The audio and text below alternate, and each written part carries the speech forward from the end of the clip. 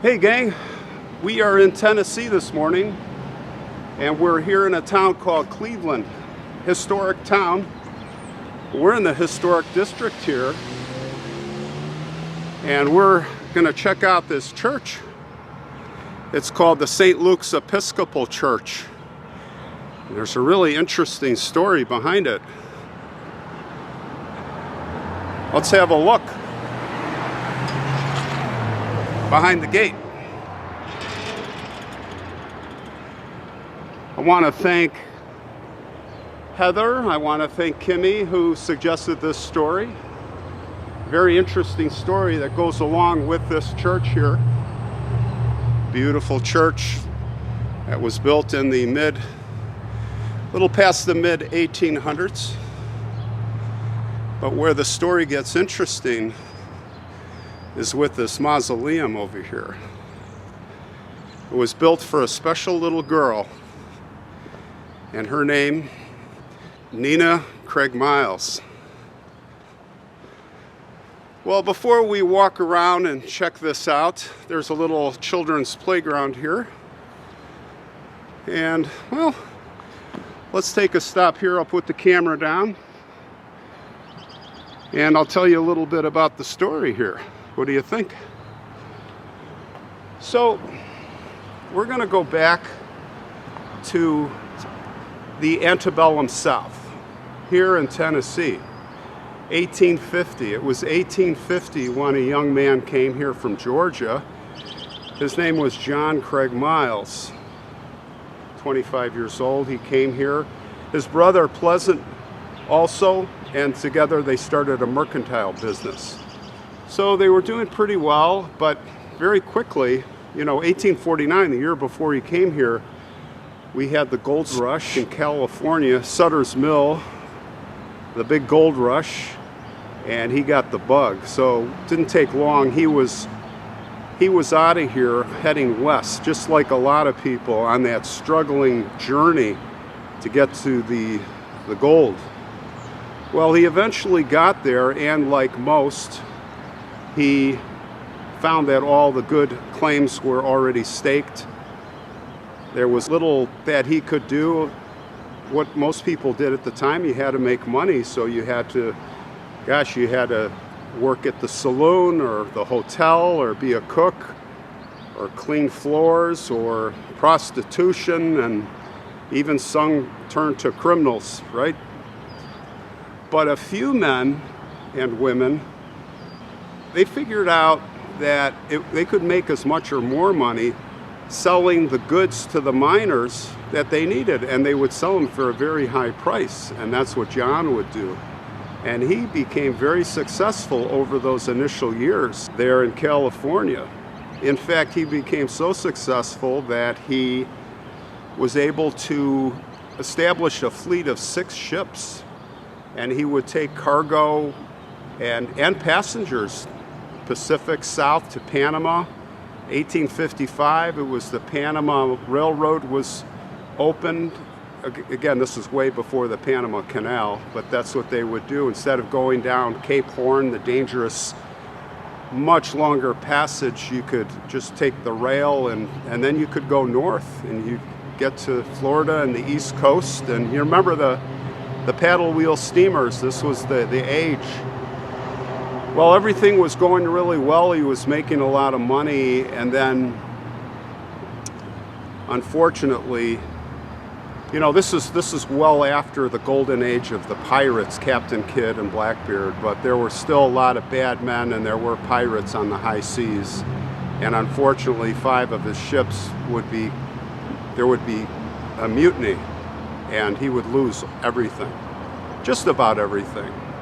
So he got a loan from his brother, and he started over, and he rebuilt, and he was doing well again. He came back here to Cleveland, and that was just before the Civil War in 1860, and he met a woman named Adelia Thompson. She was the daughter of Gideon Thompson. Gideon Thompson was a big doctor here. Very well-to-do family, and they would get married in December of 1860. Well, just a little over 4 months later, April 1861, Civil War. And with all the experience that John had with mercantile and supplies and selling and numbers, who do you think the Confederacy went to establish the commissary? He became the chief commissary agent for the Confederate, the South. Now, Tennessee was Southern state, although there were a lot of sympathizers for the North and parts were Union. This was officially a Southern state, so John fit right in, and this is where he made an absolute fortune. And in those days, not like today, well, I shouldn't say that, you can be crooked in government, but a lot of them are getting caught. But in those days, you could use your power and establish a lot of personal wealth, which he did. I mean, the cotton, livestock, cargo, supplies for the army.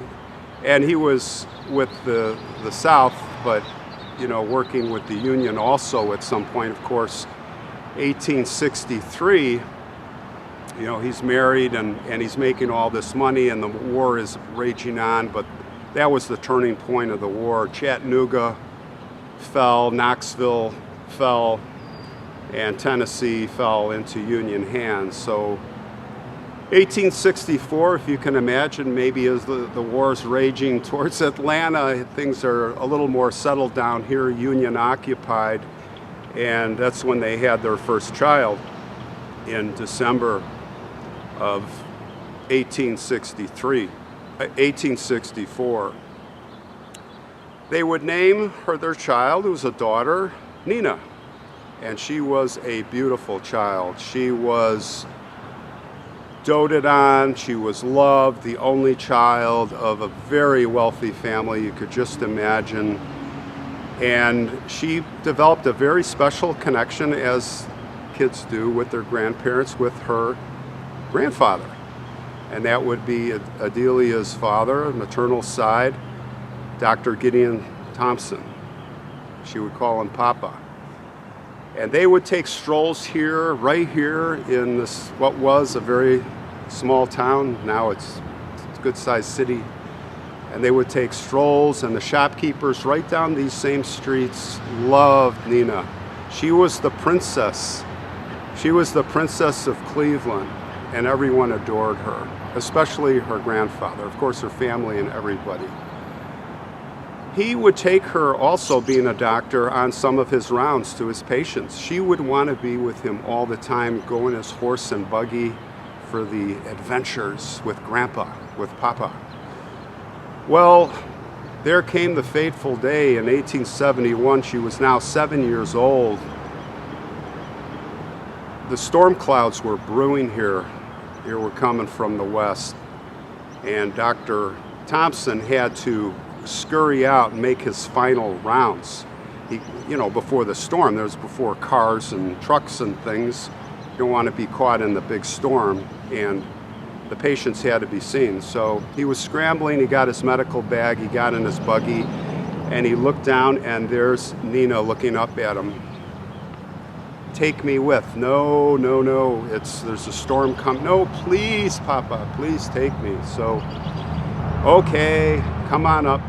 And together they ride off. Well, the storm hit, and shockingly, the horses, there was either, it might have been lightning, there might have been a thunder boom, who knows what, but the horses got spooked and they bolted, and they were out of control. And you can just imagine Grandpa holding his little Nina with one arm and the reins helplessly in the other, as the horses are just streaking out of control.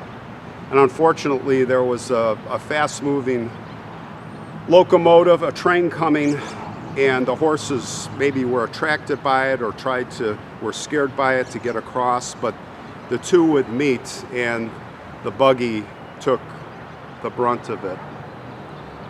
Grandpapa it was said that he was thrown free.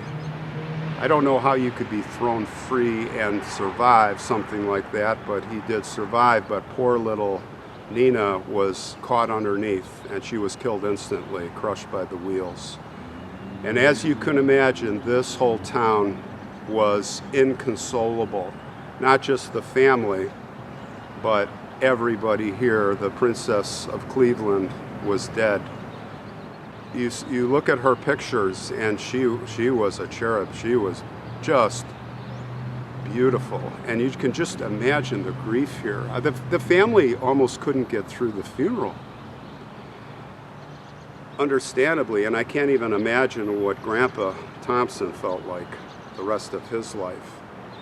But life would go on, and the first thing that Dad wanted to do, John, who was absolutely grief-stricken and devastated, was to build this church. This is the church that came from the Craigmiles family, the money, and it took 3 years to build. He would build this church. 3 years it took after Nina had passed, was killed.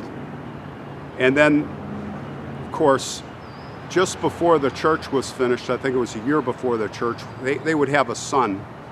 And again, sadly, he would only live a few hours.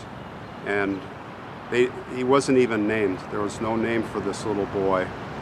And maybe in those days that's how it was. But he was buried with Nina. Now, when they finished the church, I believe, and let's take a look. Let's take a little walk. And let's take a look at the church. And then we'll look at the mausoleum. But I believe that their remains were initially buried, and I know there's a marker here somewhere for her and the little boy. And then when the church was finished, and by the way, this is Oxford. This is Oxford movement, I can tell. And Oxford movement is, well, your Gothic revival. That's what inspired the Gothic revival that was happening all over England at the time. And that's what this is modeled after. Look at the beautiful rose window up there. And you see these are the buttresses. I mean, if you look at Notre Dame Cathedral, they have flying buttresses, and that's where they're coming out like arches with openings underneath. Quite dramatic. But you can see the top of the windows. That's the Gothic style. And it's a small church. Look at this door. Look at that. And that light up there.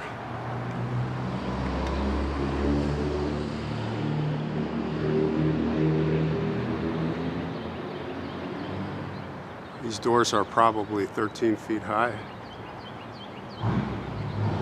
Stained glass windows.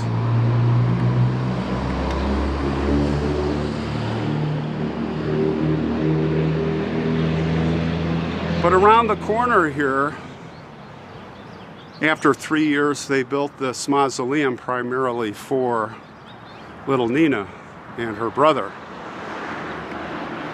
And this is absolute Gothic revival here, Oxford movement.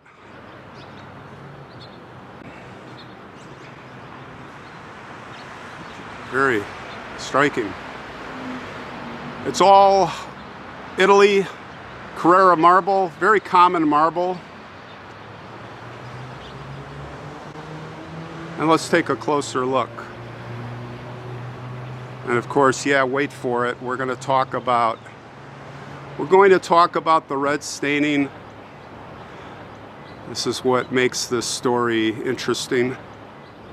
But before we talk about all that, let's look. Now, we can't get in, but I know that they open this mausoleum, I believe it's Easter every year. And the children come from town here and they bring flowers. And they lay those flowers at the sarcophagus, which is straight in the middle where little Nina is with her brother. I believe her brother's with her there. Now on the left side, on the bottom, inside, from the pictures I saw, is Dad, John, and above him is Adelia. And on the right side, inside, are other family members, I believe, looking at inscriptions.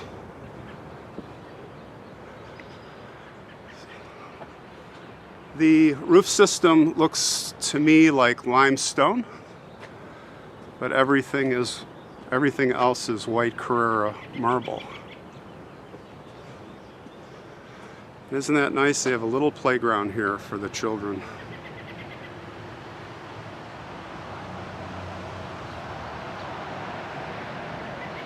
Now, before we go further, I just noticed over here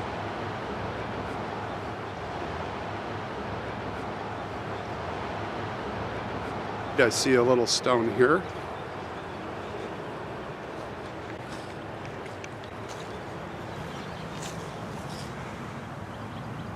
Yeah.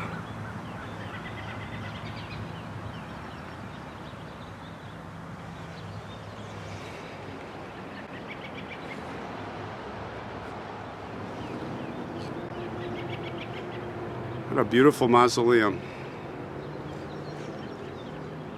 And this is cherished here by the people. It has this place has an amazing historic district, mansions and buildings. This seems like a great destination. And look at that detail up there, the vent.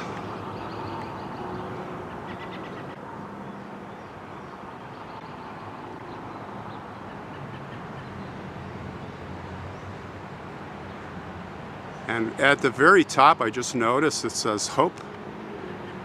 Look at that. Some amazing details. But I tell you, limestone and marble, it was popular in the 1800s, in the early 1900s. I don't think people really knew how susceptible it was to the weather. You know, when we're in, I'm from Chicago. I've done many episodes, and the closer you are to the downtown and the acid rain, the marble especially just melts like a salt block. And I think if they knew better in the time, they would have used granite, which lasts practically forever. It's what people use now. So life would go on. Adelia and John would carry on, but sadly John would pass from blood poisoning. He was 73 years old in 1899, and he was here on one of these streets walking, and he slipped on the ice.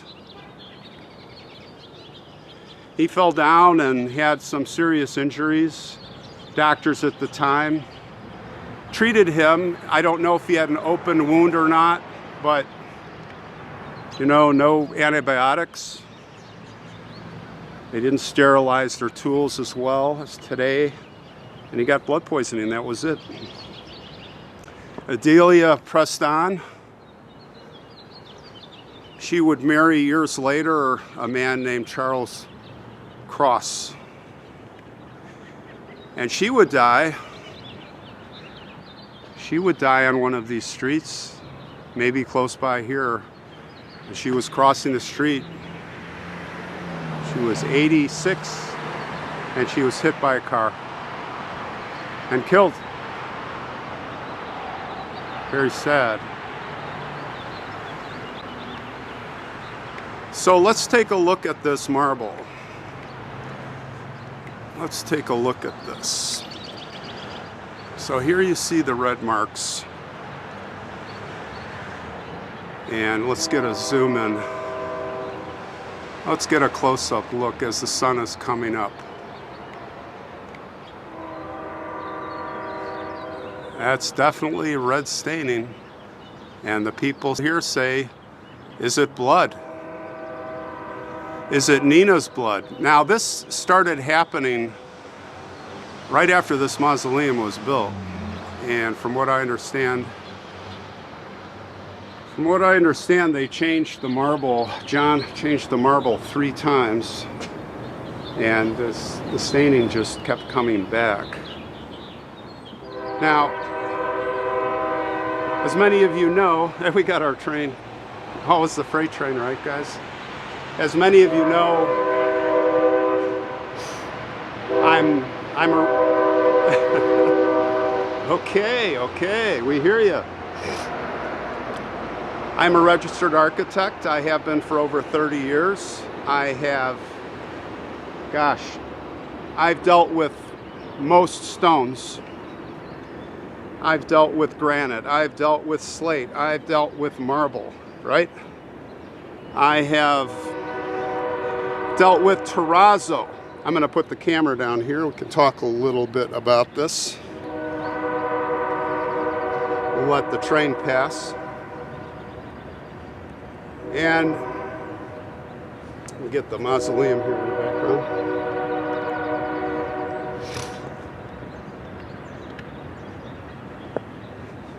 And all of these stones and masonry, you know, the brick we see here, the mortar. I mean, one big problem we have with mortar is efflorescence, which is the salt crystals in the mortar, and you see the white staining, if you ever see that. Big problem. And with white Carrara marble, iron is prevalent in the stone.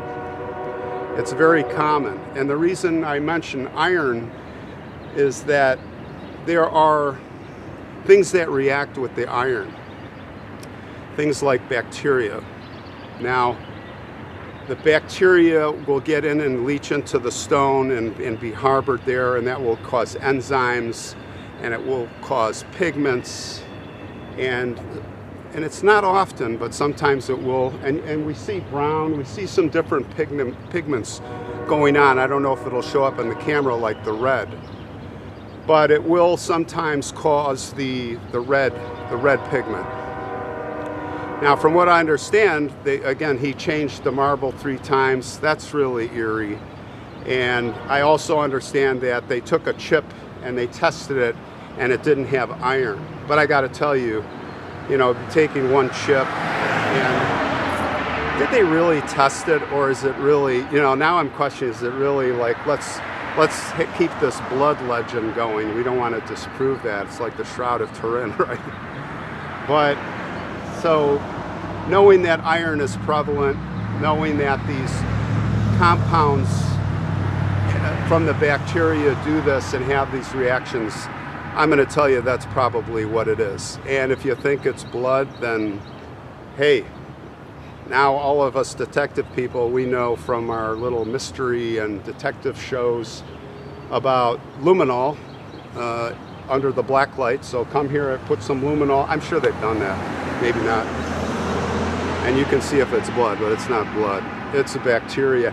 Now what's interesting, what's really interesting is the bacteria we're talking about is like the same bacteria that antibiotics are made from, right? It has a lot of good qualities. It has anti-insect qualities. It has, of course, the antibiotic qualities. It's used in medical research. It's used in textiles and food testing. It's used in all these good ways.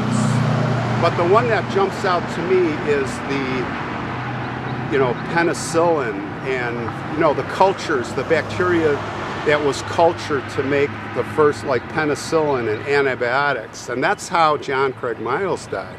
Of course, it was many, many years after Nina died in the mausoleum in the red.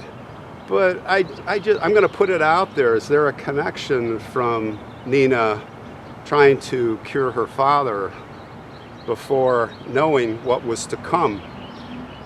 You know, the bacteria. It's far-fetched, but I don't see the blood thing. I do see more of a connection there, if there's a connection to be made. But that's my take on it. And that's probably what it is. But in any respect, a really interesting story, a really interesting family, and we're here. I hope to come back someday and see inside, because it looks just absolutely beautiful. The sculptures and the carvings and the crypts and the sarcophagus that's located in the back middle with little Nina Craigmiles. So rest in peace to the Craigmiles family. Rest in peace.